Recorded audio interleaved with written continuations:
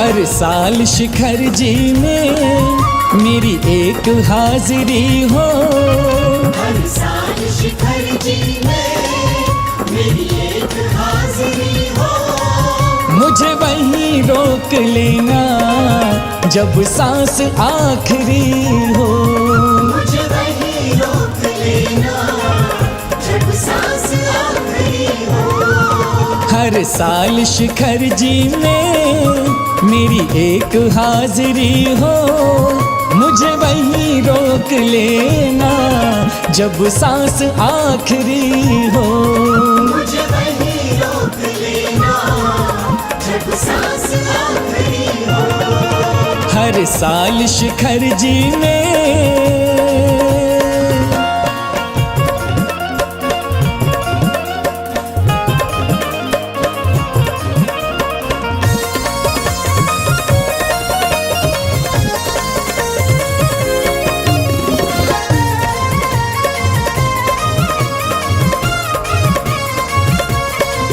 मेरी ख्वाहिश है बाबा जिस पल भी मौत आए सर झुका हो चरणों में और झुका ही रह जाए।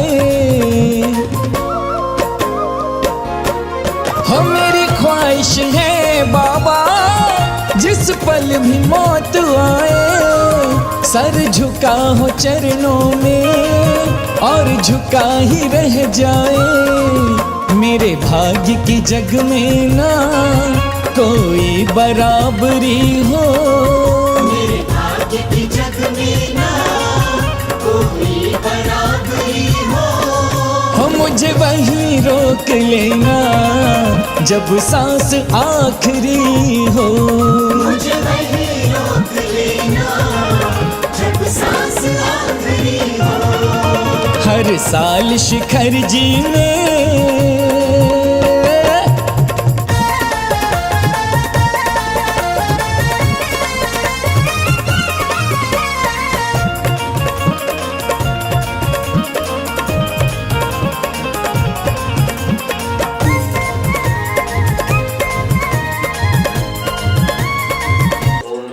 अनादि मूल मंत्रेभ्यो नमः। सर्व शांतिं पुष्टिं पुष्टिं कुरु स्वाहा। सर्वोपसर्गा सर्वविघ्ना सर्वराजभयं भवतु। श्री शांतिरस्तु तथास्तु। सिंहस्तु तथास्तु। नित्यमार्गमस्तु तथास्तु। सर्वेषां पुष्टिरस्तु तथास्तु। तुष्टिरस्तु तथास्तु। समृद्धिरस्तु तथास्तु। इस नश्वर काया की जिस दिन भी शाम ढले आंखें हो तेरे मुख पे मन हो चरणों के तले। इस नश्वर काया की जिस दिन भी शाम ढले आंखें हो तेरे मुख पे मन हो चरणों के तले। सेवक पर स्वामी की दृष्टि दया भरी हो। सेवक पर स्वामी की दृष्टि दया भरी हो। मुझे वहीं रोक लेना जब सांस आखिरी हो। मुझे वहीं रोक लेना जब सांस आखिरी हो। हर साल शिखर जी में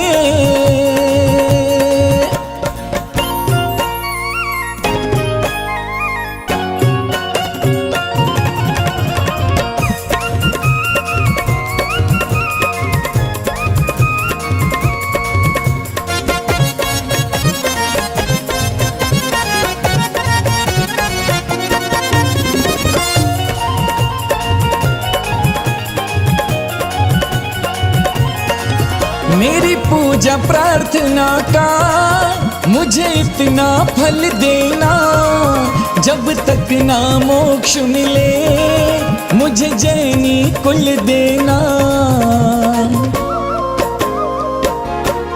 हो मेरी पूजा प्रार्थना का मुझे इतना फल देना जब तक ना मोक्ष मिले मुझे जैनी कुल देना। हर जन्म लिखी तेरे चरणों की चाकरी हो। हर जन्म लिखी तेरे चरणों की चाकरी हो।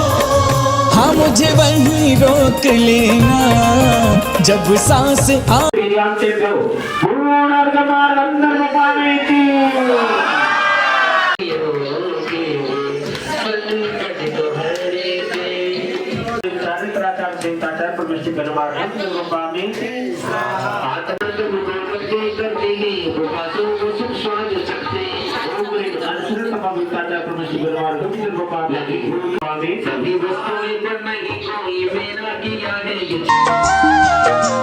दुनिया से मैं हारा तो आया तेरे द्वार।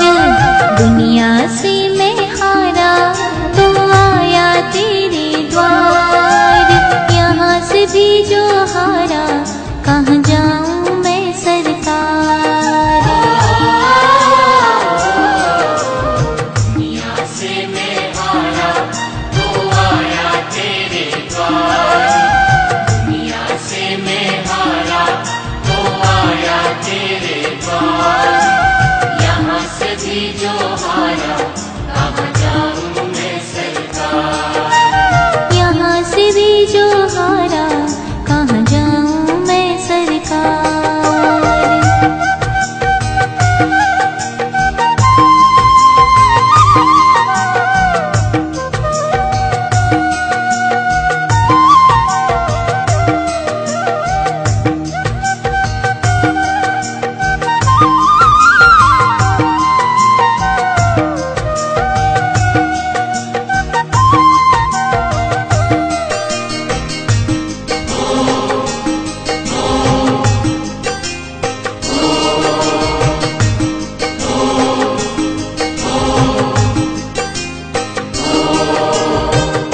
सुख में कभी ना तेरी याद है आए। दुख में प्रभु जी तुमसे प्रीत लगाए।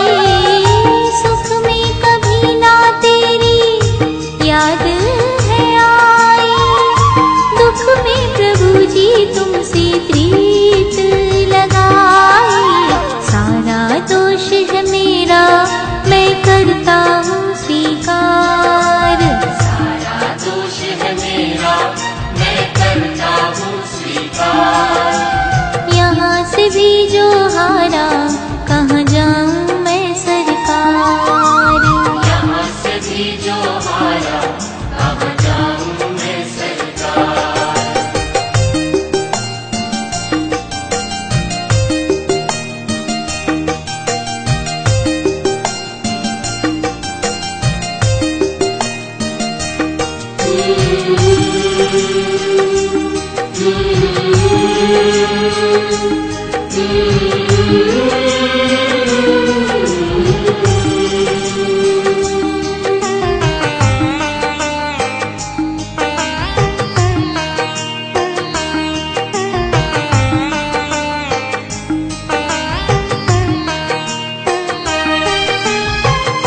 मेरा तो क्या है मैं तो पहले से हारा। तो सभी को मालूम होगा कि चारों गतियों में कहाँ सबसे ज्यादा दुख होता है? नरक गति है कि नहीं है? ये जीव अनादि काल से अनेक योनियों में भटक रहा है ना। और इस जीव ने सबसे ज्यादा दुख जो होते हैं वो नरकों में होते हैं। और नरकों में अभी कुछ दिन पहले स्वाध्याय चल रहा था भूमर सर्कल, जहाँ पर आचार्य नेमिचंद महाराज ने बताया है कि नरक में जो दुख होते हैं वो 5 प्रकार के दुख होते हैं। कितने प्रकार के? 5 प्रकार के दुख होते हैं। वो पापी कितने होते हैं? कैसे जानते हैं कि बिल्कुल कुछ स्वाध्याय नहीं करते हैं क्या? कितने प्रकार के होते हैं पाप? 5 प्रकार के पाप होते हैं। होते हैं कि नहीं होते हैं? और पंचपरमेष्टि कितने होते हैं? 5 ही होते हैं। होते हैं ना। तो अपन लोगों को क्या करना है कि जो 5 पापों को नष्ट करना है और क्या बनना है? पंच परमेष्टि, तभी तो बनेंगे ना। क्योंकि जितनी भी परमेष्टि हुई है वो पापों को नष्ट करके, अपने अष्टघातीय कर्मों को नष्ट करके ही परमेष्टि बनते हैं। तो यहाँ पर यही है कि नरकों में जो दुख होते हैं वो 5 प्रकार के होते हैं। नीति बात साहब में बहुत अच्छी बात निकली थी कल, कि व्यक्ति जो धर्म करता है, जो व्यक्ति धर्म करता है, मनुष्य पर्याय मिलने के बाद वही व्यक्ति आगे चलकर अच्छी गतियों में जाता है। और जो धर्म नहीं करता है वो किसके समान होता है? त्रियंचों के समान। क्योंकि आपको मनुष्य गति मिली है पुण्य भगवान के दर्शन करने के लिए, कि आप इनकी पूजन पाठ स्तुति दर्शन करें। यहाँ तक कि धवला पुस्तक में बात निकली है कि आप यदि एक भगवान के दर्शन करते हैं, पूजन पाठ करते हैं और आप बिना मंदिर के दर्शन किए आप जल भी ग्रहण नहीं करते हैं, तो आप सम्यक दृष्टि हैं।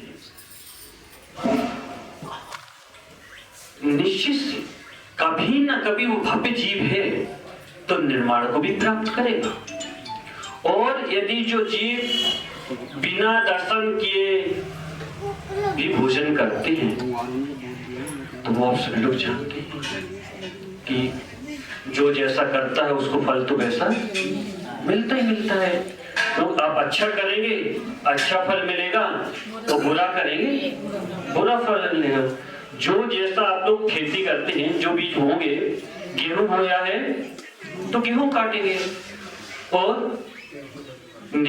और आगे ये है कि पढ़ें जरूर, कैसे भी पढ़ें। एक अक्षर भी पढ़ लिया, ओम नमः शिवाय, तो भी नमो सिद्धों को तो नमस्कार किया है। यही बताना चाहते हैं कि आप एक अक्षर भी पढ़ो, कहीं पर भी पढ़ो, लेकिन भगवान का स्मरण जरूर करते रहो, जिससे आप 24 घंटे तो आप, अगर पूछा जाए भी कितने घंटे आप लोग पुण्य करते हैं, कितने घंटे आप पुण्य करते हैं? कब निकास को भी सुना आपकी बात को जल्दी कर, कितने घंटे आप लोग पुण्य करते हैं? 2 घंटे 4 घंटे, ये है ना। अंदर वाले हो सकता है ज्यादा करते होंगे, वो अंदर बैठे हैं, भगवान के नजदीक बैठे हैं। लेकिन एक बात बताएं, हर व्यक्ति है, आप जो भी क्रिया करते हैं यदि आप धर्म के साथ और कर्तव्य के साथ करते हैं तो वहां पर भी आप धर्म कर रहे हैं। आपका कर्तव्य है कि आपको सुबह एक बार दर्शन करना है, पूजा पाठ करना, ये भी कर्तव्य है। आपको दुकान पे जाना, घर में गृहस्थ में, तो आप ये भी आपका पुण्य कर रहे हैं।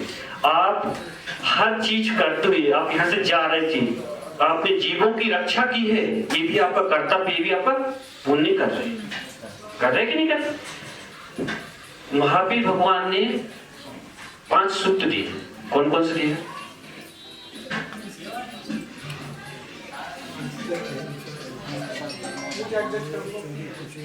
अहिंसा, सत्य, अचोरी, ब्रह्मचर्य और अपरिग्रह। अपन को इन सभी चीजों को पालन करना है। जो व्यक्ति जितना पालन कर सकता है उतनी अपनी शक्ति के अनुसार पालन करे और जियो, जीने दो। सभी चीज चाहते हैं कि हम भी जिए, कोई भी चीज हो, चींटी भी होगी, आप उसके आगे कोई चीज रख देंगे तो वो टर्न ले लेगी, वो भी चाहती है कि हम जिए। तो किसी को भी, किसी भी जीव को हम कभी भी वेदना ना दें, ना किसी को सताएं, क्योंकि सभी की इच्छा होती है जीने की। ये चीज ध्यान रखते हुए कि हम कितनी भी पीड़ा हो, दुख दर्द हो, लेकिन हम अपने भगवान को ना भूले। तो ये पारसनाथ भगवान के आचार्य कुंद स्वामी बोल रहे हैं, जहां आचार्य भगवान अभेद रत्नात्रय की बात करते हैं, वहीं पर भेद रत्नात्रय की बात करते हैं।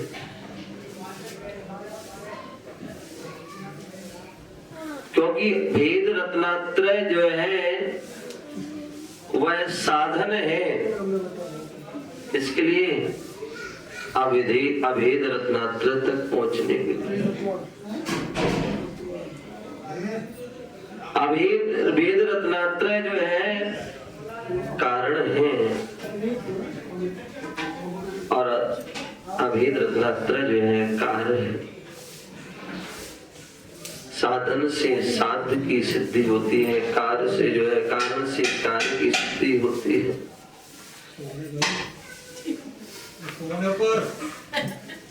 ऐसे वह आचार कुंद दोनों पक्षों को लेकर के चलते हैं। यदि हमें निश्चय में पहुंचना है तो उसके लिए व्यवहार के मार्ग पर चलना होगा। कुछ लोग ऐसे होते हैं जो आचार कुंद को तो मानते हैं लेकिन आचार कुंद को नहीं मानते। भगवान को तो मानते हैं लेकिन भगवान की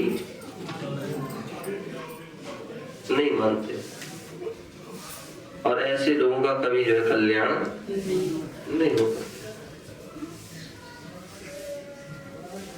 तो आचार्य ऐसे इतने महान आचार्य बोल रहे हैं कि जो है बोले अपना जो है आप्त अत्तागम तच्चाणम, आप्त आगम और तत्व नियम सार ग्रंथ में बोले अध्यात्म ग्रंथ है, वहां पर भी व्यवहार की बात कर रहे हैं कि यदि हमें निश्चय में जाना है तो पहले व्यवहार को जो है बिहार के मार्ग पर चलना होगा। बोले अपतागम, बोले आप्त, और आप्त कौन होते हैं?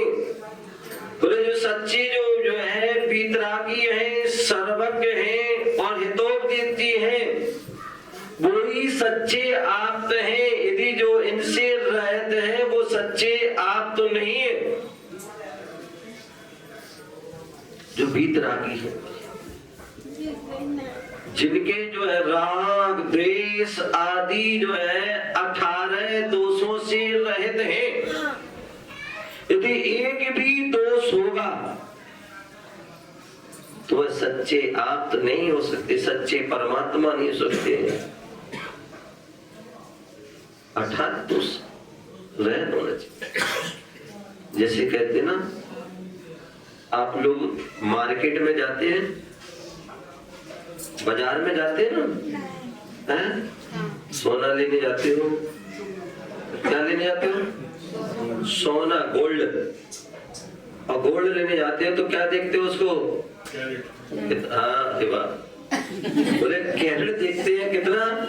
23 कैरेट, 24 के 23 नहीं, 24।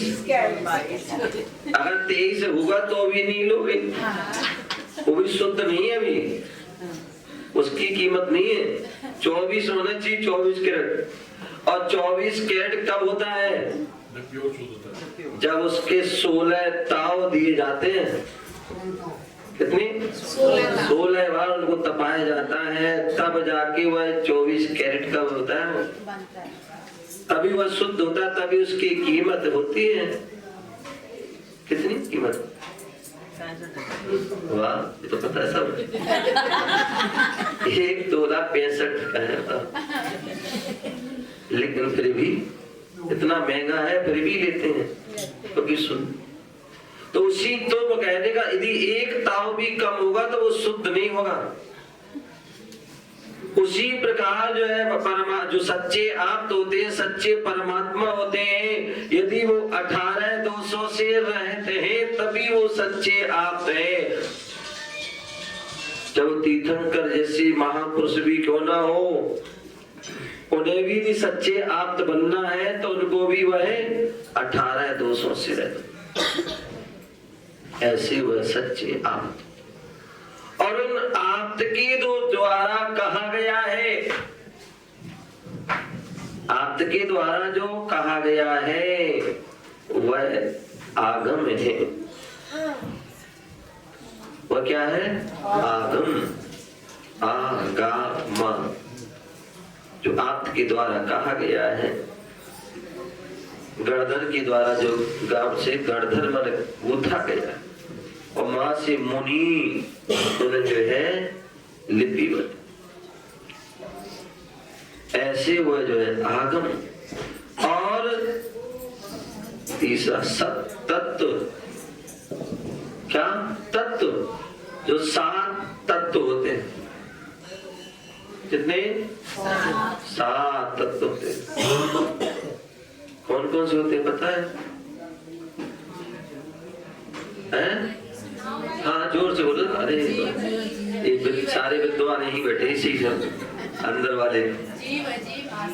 हाँ सही अभी है बाबा। हाँ जीव, अजीव, आसव, बंद, संबर, गजरा और मोह। ये जो 7 तत्व हैं जिन्हें हम जो है 6 डाला में भी पढ़ते हैं, भूतार्थ, अभूतार्थ आदि। तो ऐसे जो 7 तत्वों पर भी यथार्थ श्रद्धा करना है। जो हमारे जिनेंद्र भगवान ने कहा है कि तत्व 7 ही होते हैं, ना 6 होते हैं और ना ही जो है 8 होते हैं। और उन 7 का जो स्वरूप है, 6 डाल पड़े हैं, उनका सारा स्वरूप पूरा बताया गया बिल्कुल विस्तार से, जिनवाणी पूरा बताया गया। तो इन सारे 7 तत्वों का जो यथार्थ स्वरूप है, जैसे जीव का स्वरूप है क्या है अम्मा? चेतना ही उनका स्वरूप है। उपयोग में जो है वही उसका स्वरूप है। यदि चेतना से रहित है तो वो जीव नहीं, पर तो वो अजीव हो गया। ठीक है ना? तो जो चेतना से सहित है वो जीव है। और जो ये श्रद्धा करना है कि जितने भी जीव हैं, चाहे वो संसारी हो और चाहे वो मुक्त हो, चाहे वो तरस हो चाहे वो स्थावर हो, सभी के अंदर चेतना पाई जाती है। सभी के अंदर चेतना, तभी वो जीव हैं। और जिनके अंदर चेतना नहीं है वो क्या है? ये क्या है? ये क्या है? अजीब है, क्योंकि इसके अंदर चेतना, इसके अंदर जो है जानने और देखने की शक्ति नहीं है, इसलिए जो है ये अजीब है। आश्रव, क्या आश्रव? जो कर्मों का जो आना है और तो वह क्या है? आश्रव। किन किन कारणों से आश्रव है उसके भी पूरा विस्तार से वर्णन किया। 12 भावना पढ़ते ना, क्या पढ़ते? पन मिथ्यात योग 15 द्वादश आवृत्ति जानो, 25 कसाय मिले सब 57 है। इस सब इन प्रकार से सब आश्रय जो है, और वही आश्रम में शुभ भी होता है और अशुभ भी होता है। जहां शुभ होगा वहां अशुभ तो होगा ही, वो तो एक सिक्का के दोनों पहलू हैं। जहां शुभ होता है वहां, जहां शुभ होता है। लेकिन हम क्या करते हैं? शुभ से दूर भाग जाते हैं और अशुभ से पास जाते हैं। दिन रात हम क्या कर रहे हैं? सुबह से लेकर के शाम तक जो है 24 घंटे जो है हम शुभ से जो है दूर भागते हैं और अशुभ से। शुभ की बात हो तो सोचेंगे, यदि कोई बात हो या तो मुंडी नीचे कर लेंगे है? और अशुभ की बात हो तो मुंडी उठा के दौड़ के भागेंगे। जहां पाप की बात हो तो व्यक्ति तुरंत आगे आ जाता है, और जहां पुण्य की बात हो तो सोचते नहीं, ध्यान रखो। और यही कारण है कि हम परेशान रहते, दुखी रहते, अनेक अनेक समस्याओं से फंसे रहते। इसलिए होना ये चाहिए कि हम अशुभ आश्रव से बचें। पंचेंद्रिय के जो जितने भी विषय हैं, संसार जितने भी कार्य हैं, पाप कार्य हैं, और उन पाप कार्य से बचने के लिए हमें क्या है? शुभ कार्य में लगना। बहुत से लोग ऐसे होते हैं जो बड़ी बड़ी बातें करते हैं, निश्चय की बात करते हैं, शुद्ध की बात करते हैं। ध्यान रखना, शुद्ध पे तुम ऐसे नहीं पहुंच पाओगे।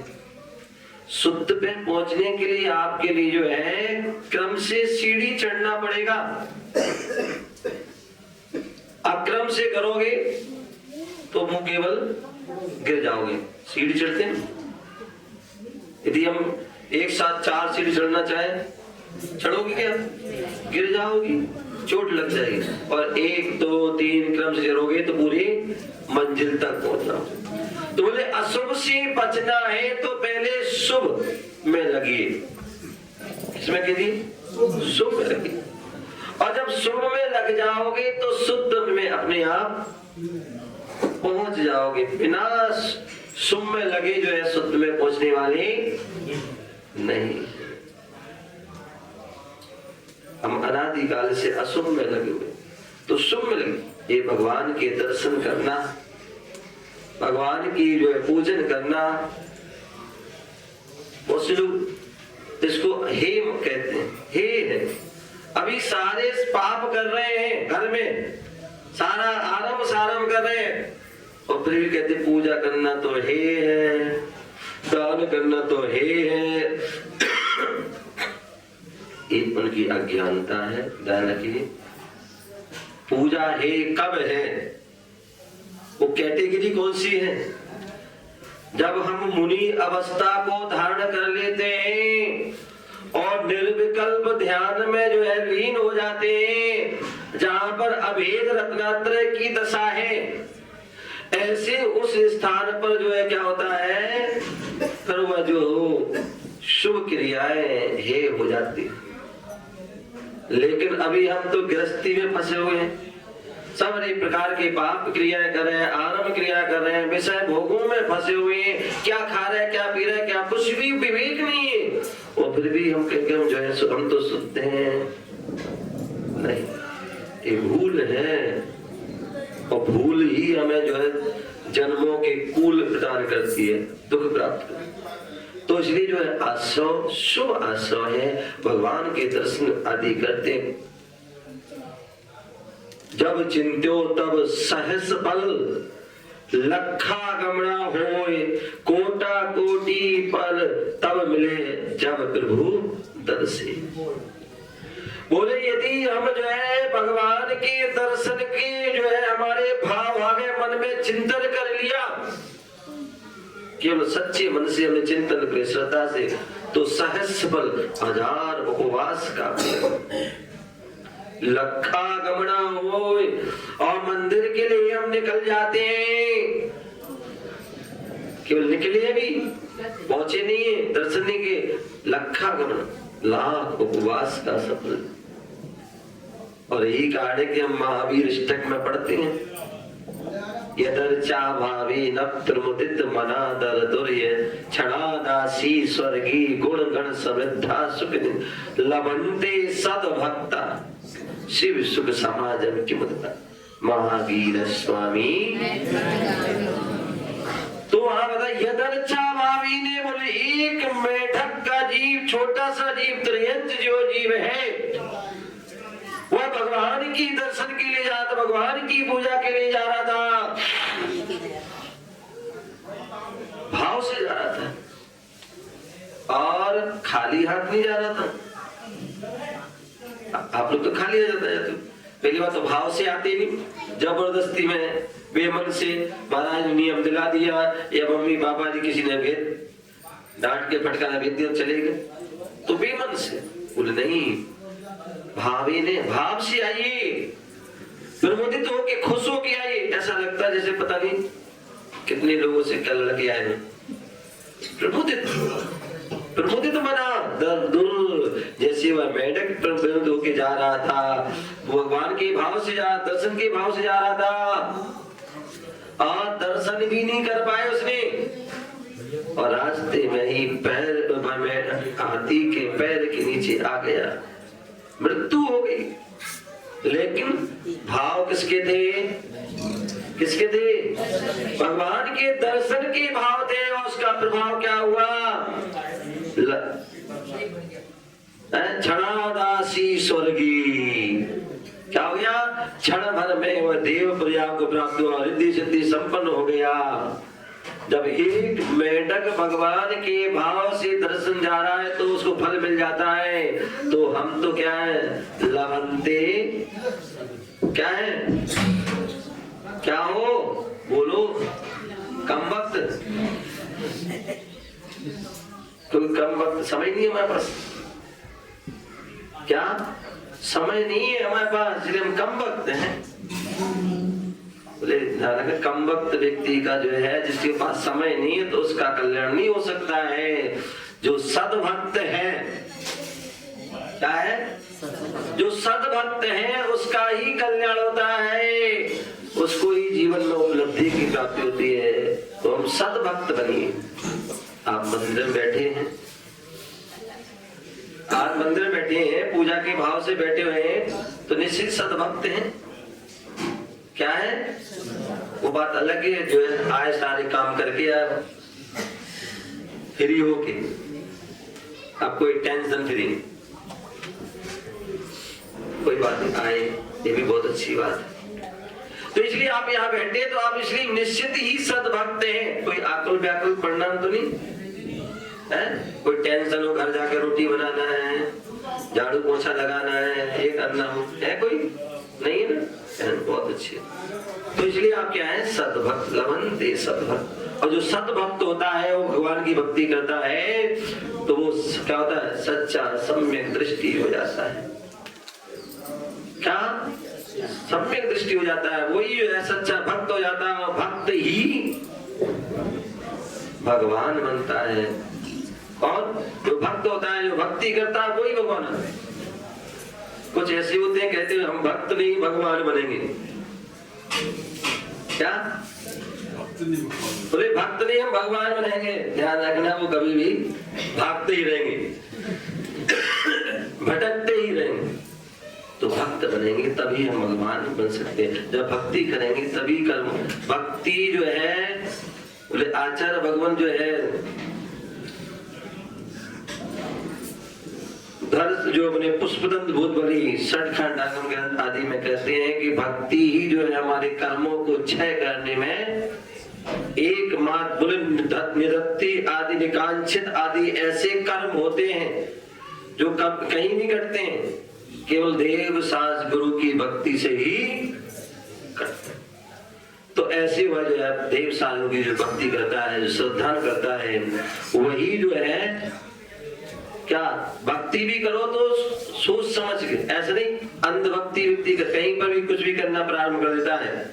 बोले ये हमारा जो सर है ना, ये क्या है?